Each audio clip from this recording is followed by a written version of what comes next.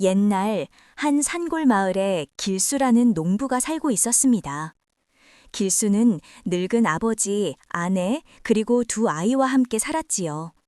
풍족하지는 않았지만 저녁이면 함께 모여 웃으며 밥을 나누고 아이들이 뛰어노는 소리가 들려오는 단란한 집이었습니다. 길수는 늘 땀 흘리며 밭을 일구었고 아내는 살림을 돌보며 가족을 챙겼습니다. 비록 넉넉하지 않아도 서로 의지하며 살아가는 화목한 가정이었지요.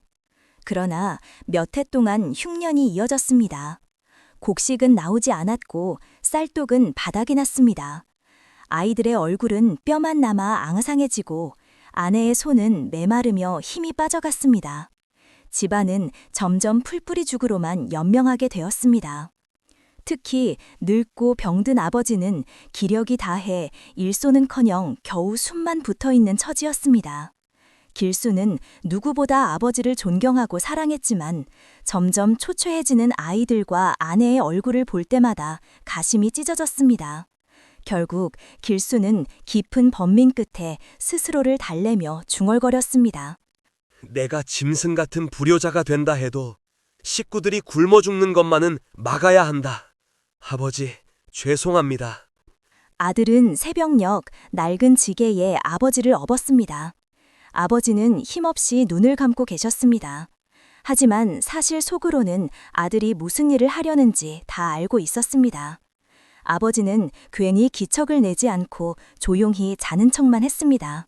아들은 아버지를 낡은 지게에 지고 산을 오르기 시작했습니다. 발걸음마다 낙엽이 바스락거리고 바람이 불어올 때마다 가슴이 저며왔습니다. 아들은 서럽게 소리 죽여 울면서 길을 올랐습니다. 아버지, 어쩌다 제가 이런 불효를, 죽을 죄를 짓습니다. 용서해 주십시오. 그 울음소리를 아버지는 지게 위에서 다 들으셨습니다. 아버지는 이미 자신이 버려질 운명을 알고 있었습니다. 그러나 흐느끼는 아들의 뒷모습을 보며 차라리 눈을 감아버리셨습니다. 내 자식이 이렇게 괴로워하는데 내가 짐만 되지 않았어도.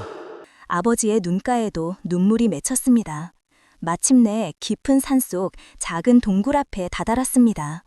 아들은 떨리는 손으로 동굴 안에 낡은 이불을 깔고 아버지를 눕혔습니다. 주먹밥 두세 덩이를 놓고 고개를 숙였습니다. 아버지, 불효 막심한 저를 부디 용서하지 마세요. 아들은 차마 얼굴도 못 보고 눈물만 쏟으며 동굴을 떠났습니다. 그 뒤를 아버지는 눈을 감은 채 느끼고 있었습니다. 아들아, 네가 나를 버리는 것이 아니라 세상이 너를 버린 것이구나. 괴로워하지 말고 잘 살 거라.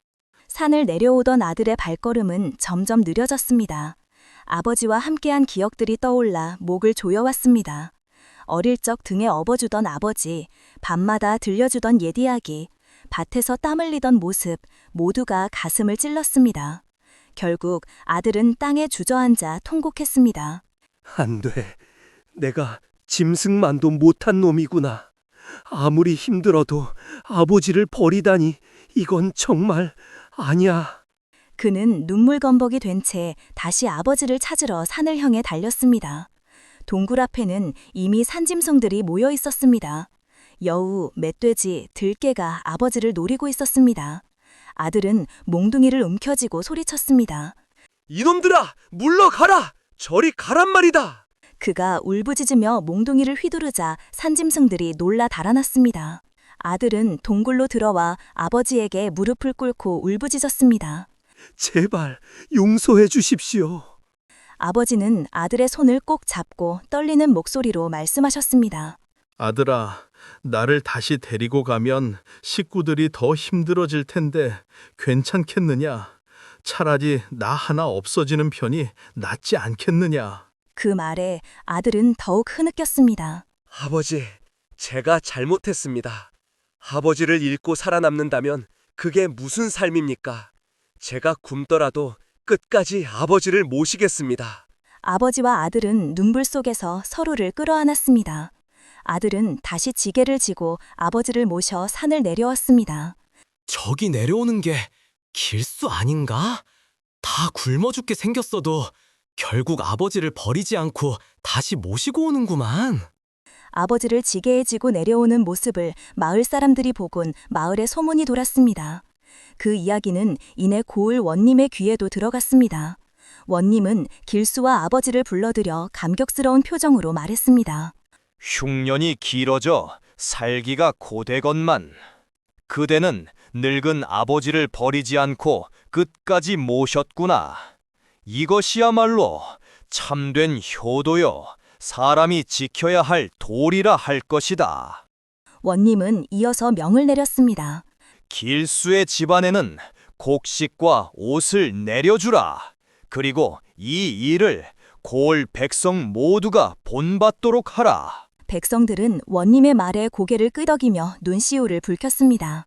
그 후 이듬해부터는 흉년이 끝나고 농사가 잘 되어 길수의 집안은 다시는 굶주림에 허덕이지 않았다고 합니다.